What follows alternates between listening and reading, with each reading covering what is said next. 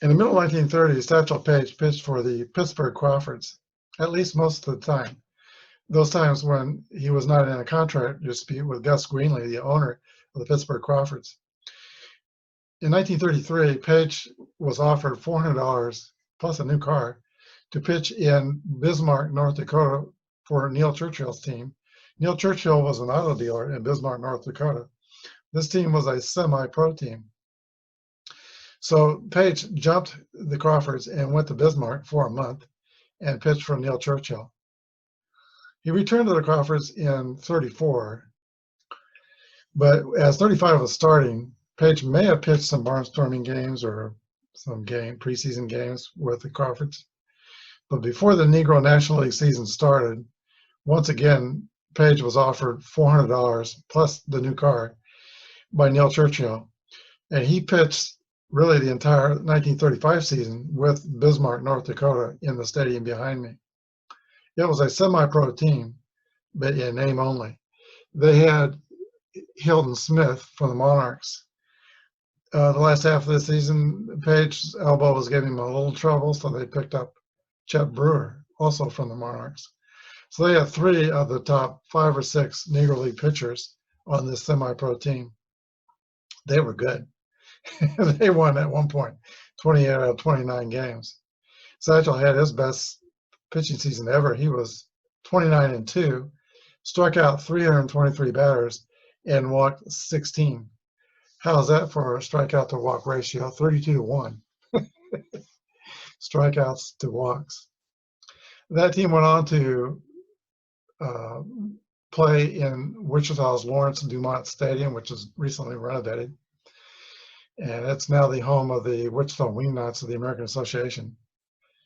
But they played, the Bismarck Churchills played in the National Baseball Congress. Actually, this was the first National Baseball Conference national tournament for the top semi-pro baseball team.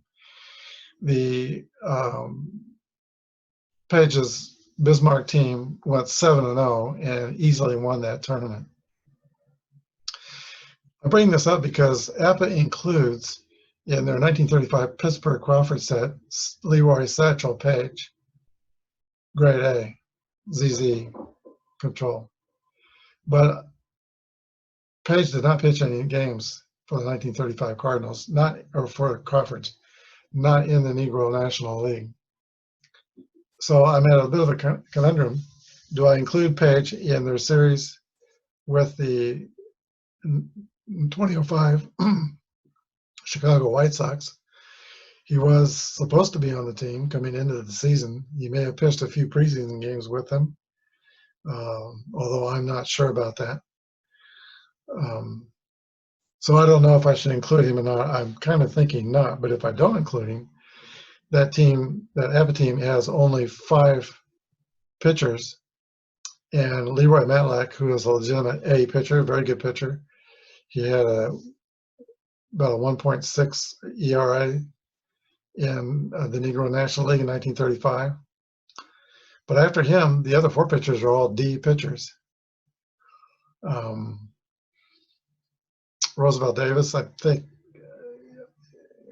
I would think he'd be at least a C and maybe a B, looking at his stats on steam heads, but he's listed as a D pitcher. So I may include Paige. I haven't decided. He will not be pitching the first game. Put down in the comments what you think. Should I include Paige with the 1935 Pittsburgh Crawfords? He did pitch. Negro League baseball was very complicated during his freshman years. The Monarchs, who were one of the greatest Negro League teams, basically were a barnstorming team, and only played a handful of games in Kansas City some years in the middle 30s, and did not play in the organized Negro National Leagues or Eastern Leagues or Negro American League. They were just an independent team in the middle 30s. Still a good team, and still probably major league quality, but they were not in the official organized leagues. And the players were not above jumping to teams like Bismarck, North Dakota, a semi-pro team that offered more money. Here's a picture of the national semi-pro champion Bismarck Churchills in 1935. That's Satchel Paige standing in the middle back row. And I believe that's Hilton Smith, the first man to the left in the back row. Note also, this was an integrated semi-pro baseball team as it included white players. Not all their players are included in this picture, but I do believe that's Smith and Page.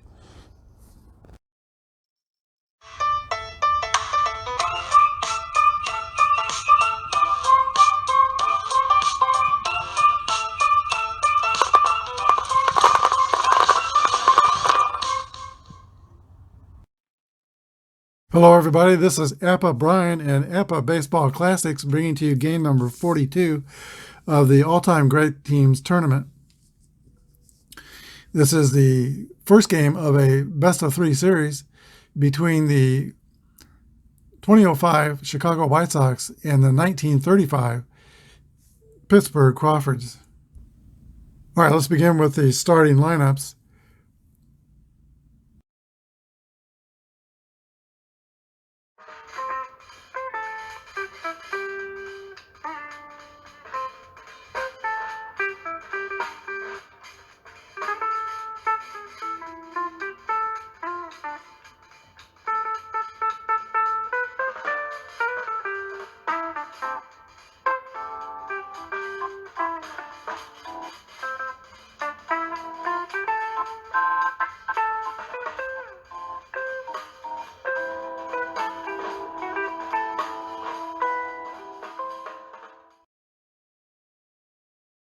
While Leroy Matlock completes his warm-up tosses, we'll tell you that we're using basic Apba through and through. I don't have the steel ratings for the Pittsburgh Crawfords. And be using a red and yellow dice. We'll read the red dice first. And that's for the colors of the Pittsburgh Crawfords, who are at home today. Here's the pitch to Scott Prasednik, who steps in the box for Chicago, leadoff batter. 65 is the roll, and that is going to be a pop-up to the catcher, Josh Gibson, for the first out.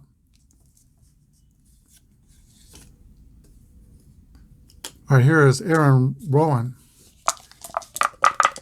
Very talented outfielder for the White Sox. Very good defensive player. And some years a good offensive player. 36 is a pop-out to the second baseman. 2 outs.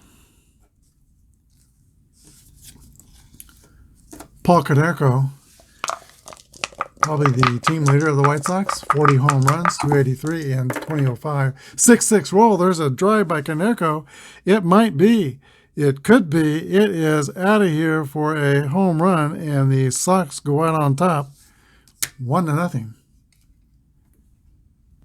And over in the White Sox booth, Hawk Harrelson is saying, put it on the board, yes. Jermaine Dye steps in the box. He played some years with the Royals. Here's the pitch to Jermaine Dye. 1-6 is a ground ball to shortstop. And that will complete the top of the first. It is Chicago 1 and Pittsburgh 0. Mark Burley will be on the mound for the White Sox. Here's the pitch to James Cool Papa Bell. 23 is a ground out to third base. Joe Creedy makes that play. Both teams are fielding column 1. That brings up Sam Bankhead. We know about Cool Papa Bell's speed, but Bankhead's very fast as well. Here's a hit column roll for Bankhead. 21 is a double for Sam Bankhead. 1 out, fast runner at second. Here is Oscar Charleston, the first baseman. 25 is a 10. That's going to be against a B pitcher, ground out to third base, and Bankhead will go to third. Here is Josh Gibson.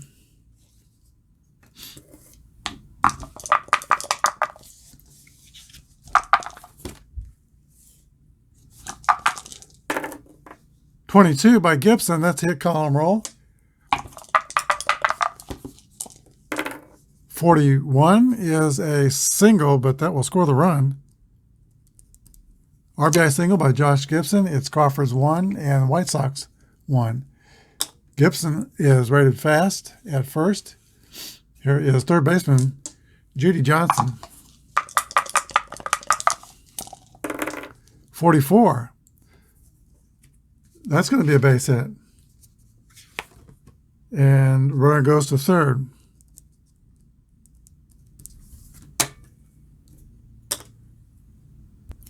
Curtis Popeye Harris steps in the box for Pittsburgh. Here's the pitch by Mark Burley. 36 is a pop out to the second baseman, Iguchi, and that completes the Crawfords half of the first, but they tie the score at 1. Joe Creedy from Jefferson City, Missouri leads off against Leroy Matlock in the top of the second. 3-3 roll, that's a double for Creedy. Second hit for the White Sox, second extra base hit for the White Sox. Average speed at second base. Here is A.J. Pierzynski. A.J. is primarily a line drive hitter, but he has increased his home run totals. In 2005, he had 18. And A.J. Pierzynski, I watched him play many times against the Royals. I think he's one of the smartest players to play the game. I mean, he didn't miss a trick. 32 is a 26 play result. Ground out to second base, and the runner goes to third. 4-3. So Creedy's at third. And Tadahito Iguchi could get a hit here and put the White Sox back on top. Here's the stretch by Leroy Matlock and the pitch. 42 is a 22, fielding column 1. That's going to be a fielder's choice. 6-3. Creedy is going to be thrown out at the plate. Or 6-2. And Iguchi goes to first. 2 away.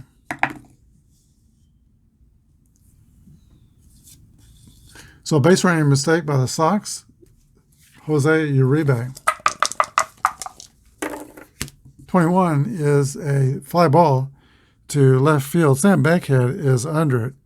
And some say these Pittsburgh Crawfords have the fastest outfield ever assembled with Crutchfield, Bankhead, and Cole Papa Bell. That's the final out of the top of the second inning. Nobody scored. The score is tied 1-1. All right, very fast. John Crutchfield, Jimmy Crutchfield, steps in the box. 62 is a ground ball back to Burley. Quick toss to first.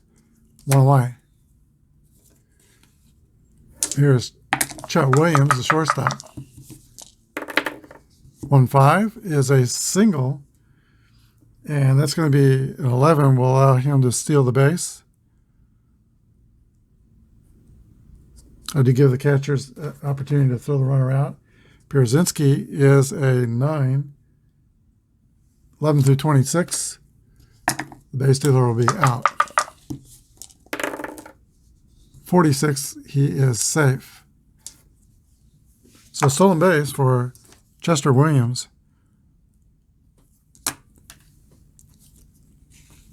Matlock, the pitcher, is up to bat. There's one down. He will swing away. Here's the pitch. 1-2 is a 25. That's going to be a line drive to the shortstop. Uribe, quick toss to Iguchi covering second. That's going to be a double play. We go to the third. 1-1. Mark Burley leads off the third for Chicago. 53 is a swing and miss for strike 3. Here is Scott Posednik. Popped out to the catcher his first time up. And 63 is a fly ball to center field. 2 down. Aaron Rowan. 43 is a ground ball back to Matlock. Throw to first, 3 outs. We go to the bottom of the 3rd inning. Score is tied 1-1. Leroy Matlock seems to have settled in since the home run to Connecticut. Top of the order for Pittsburgh, Bell, Bankhead, and Charleston. 63 is a fly ball to center field, and that is caught by Aaron Rowan. 1 away. Here is Sam Bankhead. He was one of 5 brothers who played Major League Ball in the Negro Leagues. Here's the pitch to Bankhead. 1-4 is a fly ball to left field.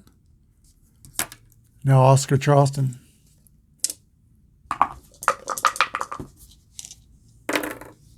And that's a pop-up to Przinski behind the plate. 3 up and 3 down for the Crawfords. We go to the top of the 4th inning, 1-1. Paulie Konerko leads off the top of the 4th. He is accounting for the White Sox only run with a home run in the 1st. Here's the pitch from Leroy Matlock. 43 is a ground ball back to Matlock, and he will field it and throw over to Oscar Charleston at first base for the 1st out. Jermaine Dye, right fielder for the White Sox. Very strong arm in right field. Good offensive player. 45 is a base on balls. Average speed at first. Jermaine Dye, a product of the Atlanta Braves organization. Joe Creedy will come to bat. 24 is a swing and a miss for strike 3. Creedy's 1 for 2, doubled his first time up. And now A.J. Przinski. 46 is a swing and a miss for strike 3. We go to the bottom of the 4th inning. We're knotted at 1. One of the Crawfords' 4 Hall of Famers is leading out the bottom of the 4th, Josh Gibson. Here's the pitch from the left-hander, Mark Burley. 26 is a swing and a miss. Strike 3. And Josh Gibson goes back to the dugout, a strikeout victim. Judy Johnson, another Hall of Famer for the Crawfords. 36 is a pop out to the second baseman, or Y is a strikeout, so he's a strikeout victim as well. And now Curtis Harris comes to bat with 2 outs, nobody on. 55 is a single for Curtis Harris. That is the 4th hit for the Crawfords. And we have average speed of first. Jimmy Crutchfield is the hitter. 23 is a fielder's choice ground ball, 4-6. Retiring Harris at second base. And finishing the 4th inning, we go to the top of the 5th. That is the White Sox 1 and the Crawfords 1. All right, Tadahito Iguchi will lead off for the Sox in the top of the 5th inning. 36 is a pop out to the 3rd baseman. That's Judy Johnson, 1 away.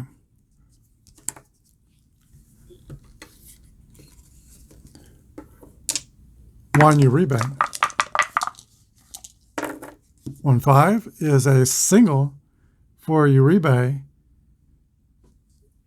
And that is a single to center field. 1 for 2 for Uribe. A fast runner at first. Here's the pitcher, Mark Burley. Burley's going to sacrifice. And that roll is 35. Okay, that's going to be a strike.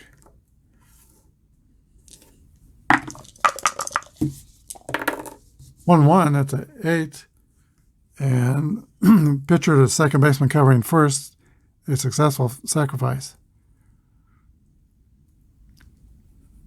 1-4. Uribe goes to second. There are now 2 down. And here is Scott Posednik.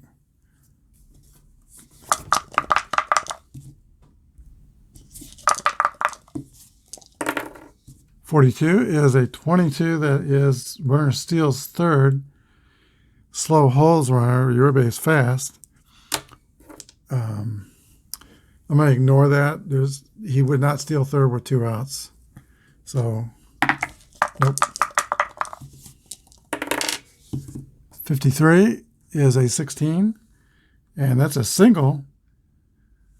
Runner is going to try to score. The single was the center. Here's the throw from Cool Papa Bell to Josh Gibson, and he puts the tag on Uribe, and he is out at the plate. That's the third out. We go to the bottom of the 5th inning, 1-1 tie. Shortstop Chester Williams leads off the bottom of the 5th for Pittsburgh. 51 is a single for Chet Williams. He is 2 for 2. Fast runner, Leroy Matlack. He will square around and try to sacrifice. 41 is a 24. It's going to be a ball fielded by Burley. He throws to shortstop at second to retire Williams. On the 6, so fielder's choice. Now Matlock is running at first. Average speed. Cool Papa Bell. 13 is a 2 balls and no strike count. 64 is another 2 balls, and he will take his base. First and second, 1 away.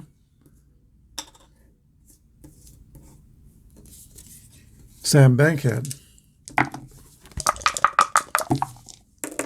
63 is a fly ball to left field, and that is caught by Scott Posednik. 2 outs to Oscar Charleston.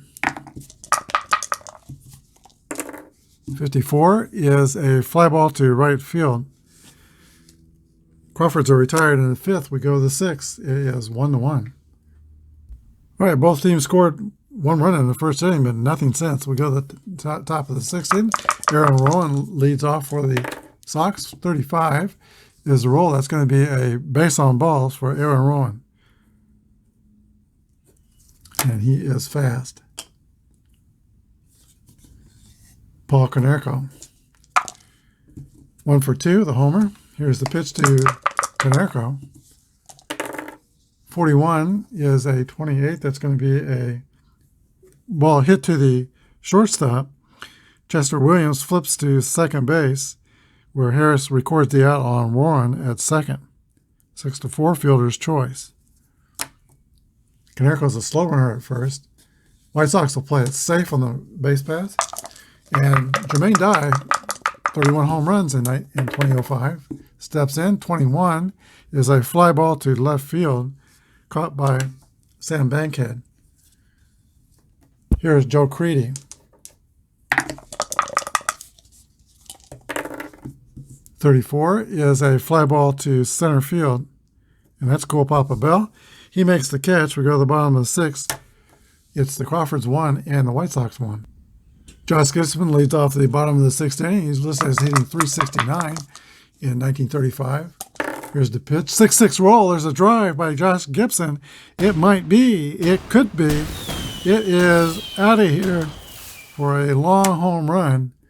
And the Crawfords take a 2-1 lead over Mark Burley and the White Sox.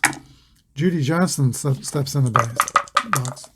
Here's a pitch to Judy Johnson, 55. That's a fly ball to center field. Caught. 1 away. Popeye Harris. 22 for Harris. That's a single for Popeye Harris. He is 2 for 3. Average speed at first. Jimmy Crutchfield.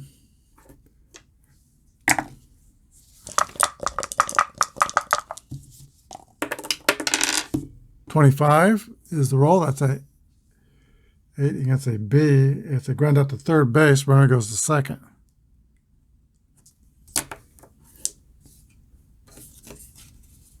And now Chet Williams. 2 for 2. He rolls a 23. That's a Ball hit on the ground to Tadahito Iguchi. He throws to Kaneko for the third out at the bottom of the sixth inning, but the Crawfords take the lead, and they lead 2-1 going into the seventh. A.J. Pierzynski leads off for Chicago in the seventh. 63 is a fly ball to center field, one away. It's an important game for the Crawfords to win. If they don't win this, they may have only D pitchers to go the rest of the way. Tadahito Iguchi, 61, is a ground out to the shortstop, Chester Williams.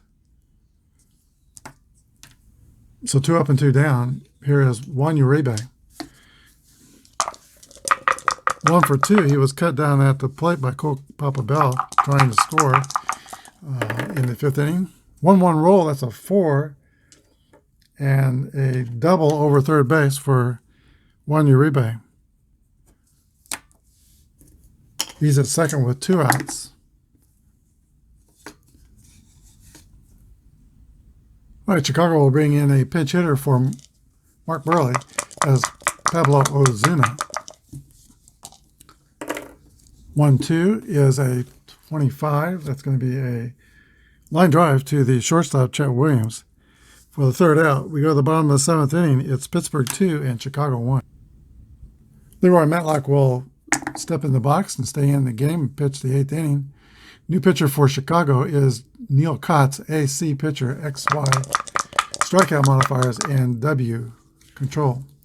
Here's the pitch to Leroy Matlock. 63 is a fly ball to Aaron Rowan in center field.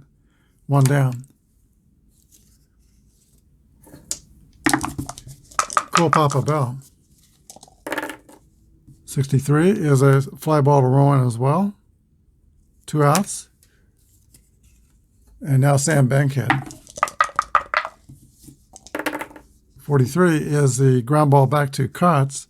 So a 1-2-3 clean inning for the Chicago reliever. We go to the top of the eighth. It is 2-1 Pittsburgh. Leroy Matlock has passed his point of fatigue inning, and he's had 1 bad thing happen to him. 2 more bad things, his grade goes down.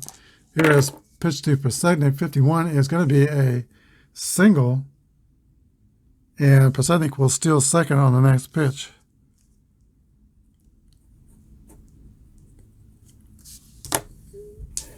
And Scott Posednik is 2 for 4, and he is representing the tying run. Aaron Rowan comes to bat. Leroy Matlock gets a sign from Josh Gibson, works from the stretch. Here's the pitch. 43 is a 29. That's going to be a ground ball to first base. Flips to Matlock covering, and Posednik goes to third. He'll be at third with 1 out. Crawfords will play their infield in to dangerous hitter Paul Konerko. Konerko is 1 for 3 with a home run and an RBI. Here's the pitch. 21 is a swing and a miss for strike 3, and that is a big, big strikeout for Leroy Matlock. Now 2 outs. It's going to take a hit, wild pitch, or a pass ball to get that run home. Jermaine Dye steps in the box. 44 for Dye. That's an 8 against an A pitcher. Single. Nope. Yep. A single over second base, and Posednik scores. Jermaine Dye comes through, and it is 2-2 here in the eighth. Joe Creedy. And that is the third thing that happened bad to Matlock. He becomes a B pitcher. Joe Creedy is at the plate, 2 away.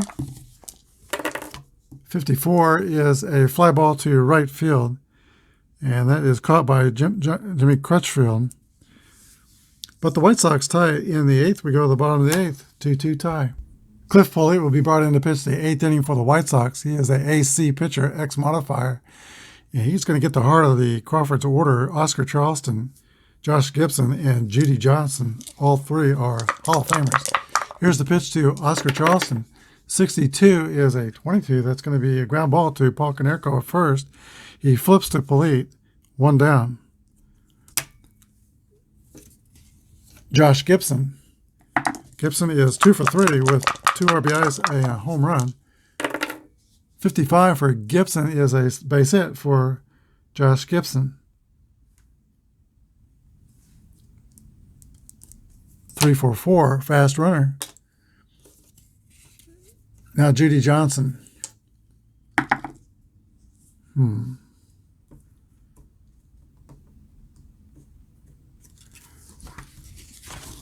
The Crawfords are going to hit and run and start the runner. Here's the pitch to Johnson. 45 is a 14. Strike. And I always give him a chance to steal safely. Pierzynski's a 9. It's 11 through 26. He'll be out. 13, he is out. Josh Gibson is thrown out by A.J. Pierzynski at second base, trying to steal on the hit and run. So score that 2-2-4. Bases are clear.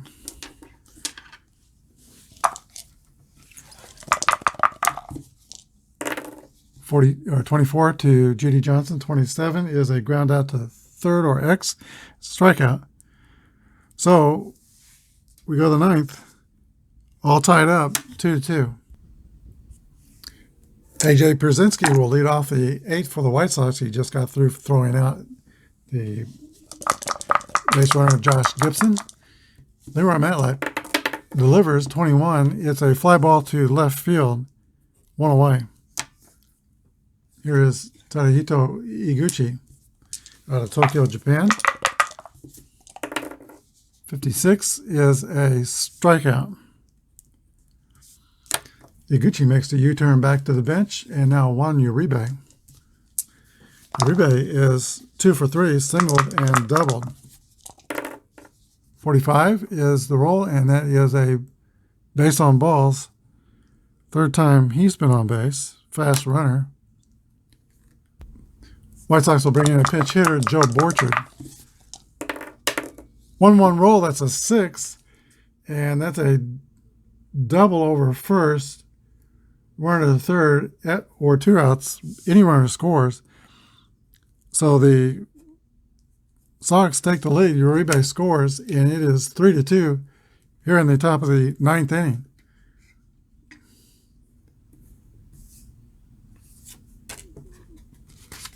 Top of the order, and Scott Posednik. Bobby Jenks was warming up in the bullpen. They're going to have also, I think,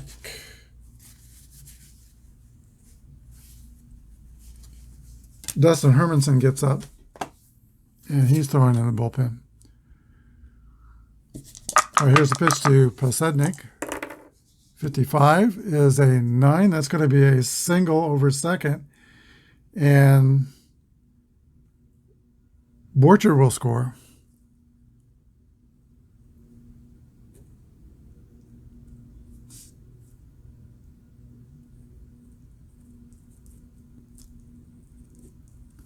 And it's 4-2 White Sox. Here's Aaron Rowan. 23 is a ground ball to second base, 4-3. That completes the inning, but the White Sox take the lead. They go to the bottom of the 9th with a 2-run lead. Dustin Hermanson will try to close this out for the White Sox. He's a grade A pitcher, Z modifier. 34 saves in 2005. Curtis Harris leads off for the Crawfords. And Harris hit for a 375 average for the Crawfords in 1935. 21 is a fly ball to left field. He is 2 for 4. Jimmy Crutchfield. 6-6 roll for Crutchfield. That's a hit column roll. And 55 is a triple to left center field. That will get the tying run to the plate. And the shortstop, Chet Williams. Pitch hitting for the Pittsburgh Crawfords will be Pat Patterson. He'll be hitting for the shortstop. White Sox will play the infield back. Here's the pitch to Pat Patterson. 3-3 roll.